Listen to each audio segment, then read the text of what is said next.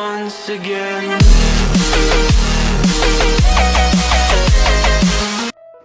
Hello guys, welcome back to my channel. ഇന്ന് ഞാൻ നിങ്ങളുടെ മുമ്പിൽ ഒരു അടിപൊളി ലെമൺ ഡേറ്റ്സ് പിക്കിളിൻ്റെ റെസിപ്പി ആയിട്ടാണ് വന്നിരിക്കുന്നത്. നിങ്ങളെല്ലാവരും തീർച്ചയായും ട്രൈ ചെയ്യേണ്ട ഒരു റെസിപ്പിയാണിത്. ഞാനിടുന്ന വീഡിയോസൊക്കെ നിങ്ങൾക്ക് ഇഷ്ടപ്പെടുന്നുണ്ടോ?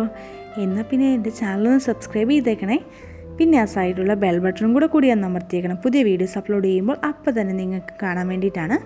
പിന്നെ ഇതിന് എന്തൊക്കെയാണ് ഇൻഗ്രീഡിയൻസ് എന്ന് വേണ്ടത് നിങ്ങൾക്ക് അറിയണ്ടേ? എങ്കിൽ പിന്നെ ഈ വീഡിയോ കണ്ടോളൂ.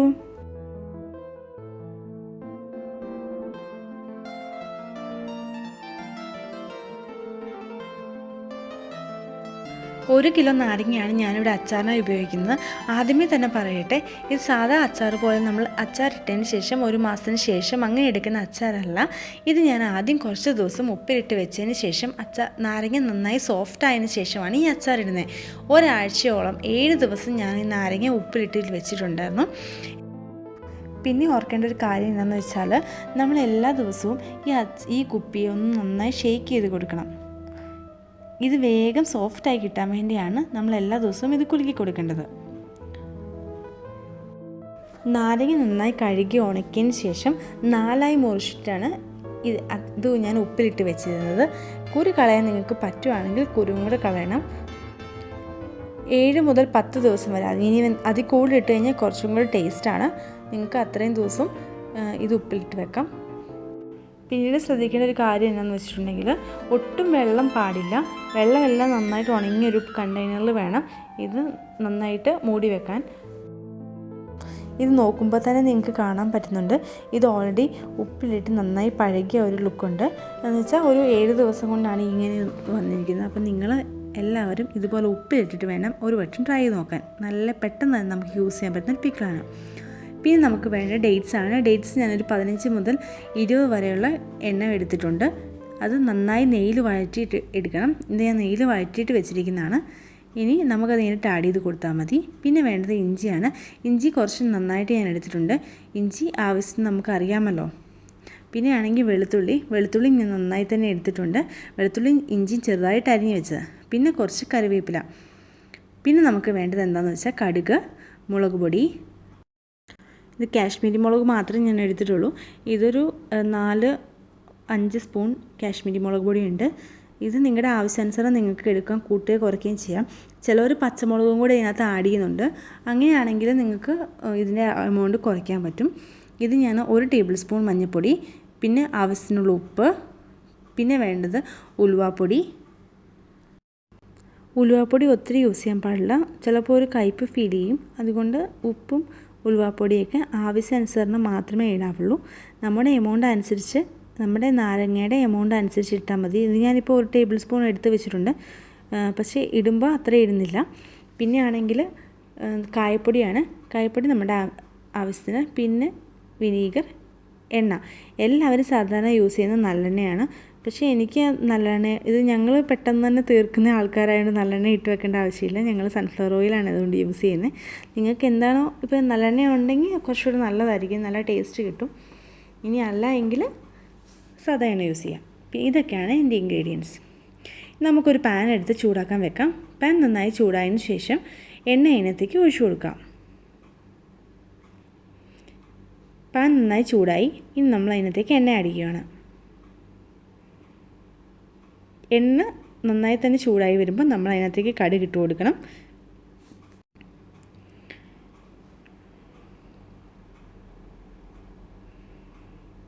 ഇനി കടുക് പൊട്ടുന്നത് വരെ ഒന്ന് വെയിറ്റ് ചെയ്യണം. കടുക് ഇപ്പം നന്നായി തന്നെ പൊട്ടി തുടങ്ങുന്നുണ്ട്.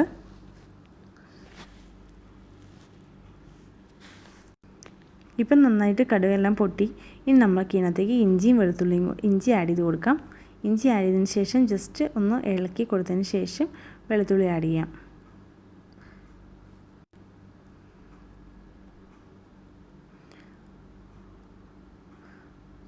നന്നായിട്ടൊന്ന് ഇളക്കി കൊടുക്കണം.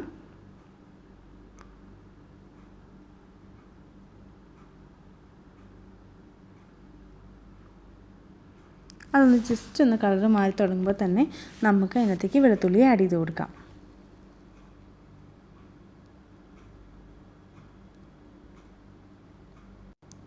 വെളുത്തുള്ളിയും കൂടി ഞാൻ ആഡ് ചെയ്ത് കൊടുത്തിട്ടുണ്ട് കളർ മാറിയപ്പോഴത്തേന്.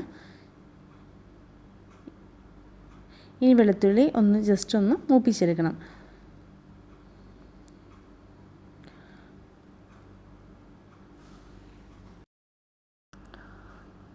ഇത് രണ്ടും കൂടി കുറച്ച് നേരം ഒന്ന് വഴറ്റാൻ വെക്കണം. ഒത്തിരി ആവണ്ട എന്നാലും, പക്ഷേ ഇതൊരു ഇൻസ്റ്റൻറ്റ് പോലെ ഏകദേശമാണ്. കാരണം നമ്മളിത് ബാക്കിയെല്ലാം നേരത്തെ നാരങ്ങ സോഫ്റ്റ് ആയതുകൊണ്ട് തന്നെ നമുക്കിത് കുറച്ചുകൂടെ മൂപ്പിച്ചെടുക്കുന്നതായിരിക്കും കുറച്ചുകൂടെ ടേസ്റ്റി. കാരണം നമുക്ക് പെട്ടെന്ന് ഉപയോഗിക്കേണ്ടതാണെങ്കിൽ. പിന്നെ നമുക്ക് അതിനകത്തേക്ക് കറിവേപ്പില ആഡ് ചെയ്ത് കൊടുക്കാം. കറിവേപ്പില ആഡ് ചെയ്ത് കഴിഞ്ഞ് നമ്മൾ ബാക്കി എടുത്ത് വെച്ചിരിക്കുന്നത് നമുക്ക് മസാലക്കൂട്ടുകൾ ആഡ് ചെയ്ത് കൊടുക്കാം. മുളക് പൊടിയും മഞ്ഞൾപ്പൊടി ഉലുവപ്പൊടിയും കൂടെ ആഡ് ചെയ്ത് കൊടുത്തു.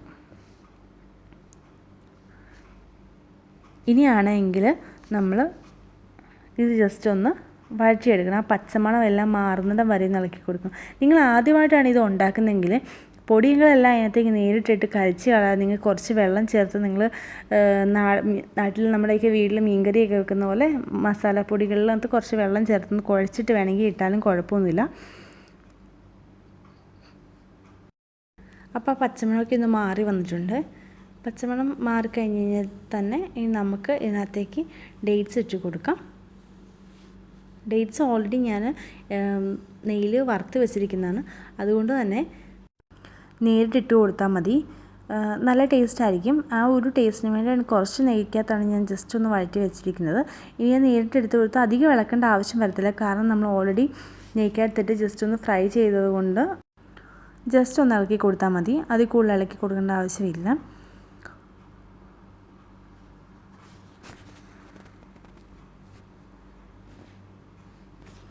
പ്രത്യേകം ഓർക്കണം കേട്ടോ, കുരു എല്ലാം കളയണേ. കുരു കളഞ്ഞാലേ അതായിരിക്കും നല്ലത്. കുരു കളഞ്ഞ് ഉപയോഗിക്കുന്നതായിരിക്കും നല്ലത്. ഇതെല്ലാം കുരു കളഞ്ഞ് വെച്ചിരിക്കുന്നതാണ്. ഇനി ഞാൻ അതിലേക്ക് നാരങ്ങ ഇട്ട് കൊടുത്തു. ഇനി അടി കിടക്കുന്ന ആ മസാലയും ഈ നാരങ്ങയുടെ ഇതും കൂടെ നന്നായിട്ട് ഇളക്കി യോജിപ്പിക്കണം.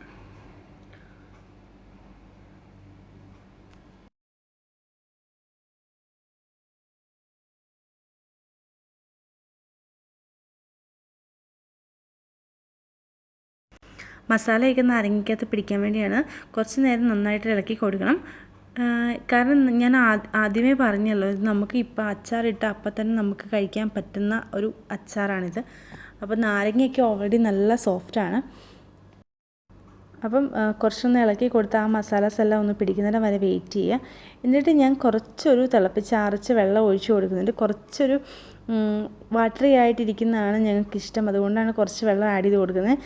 ഇല്ലെങ്കിലും കുഴപ്പമൊന്നുമില്ല, കുറച്ച് തന്നെ വെള്ളം ഇറങ്ങിക്കോളും. പിന്നെ ഞാൻ ആദ്യം പറഞ്ഞല്ലോ, അപ്പോൾ കഴിക്കാൻ വേണ്ടിയാണ്. അപ്പോൾ കുറച്ച് വെള്ളം കൂടെ തിളപ്പിച്ചാറിച്ച വെള്ളമാണ് ആഡ് ചെയ്ത് കൊടുക്കേണ്ടത്. കുറച്ചൊരു വെള്ളം തിളപ്പിച്ചാറിച്ച വെള്ളവും കൂടെ ആഡ് ചെയ്ത് കൊടുത്തിട്ടുണ്ട് ഞാൻ. ഇനി നമുക്ക് വിനീഗർ ആഡ് ചെയ്ത് കൊടുക്കാം.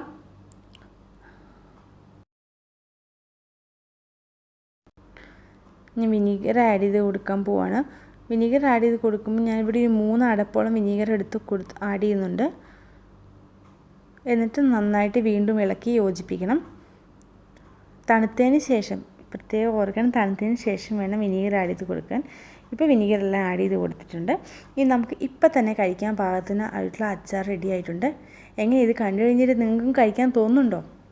നിങ്ങളെല്ലാവരും തീർച്ചയായിട്ടും ഈ റെസിപ്പി ഒന്ന് ട്രൈ ചെയ്ത് നോക്കണം കേട്ടോ. നിങ്ങൾക്ക് എല്ലാവർക്കും ഭയങ്കരമായിട്ട് ഇഷ്ടപ്പെടാൻ പോകുന്ന റെസിപ്പി ആയിരിക്കും ഇത്.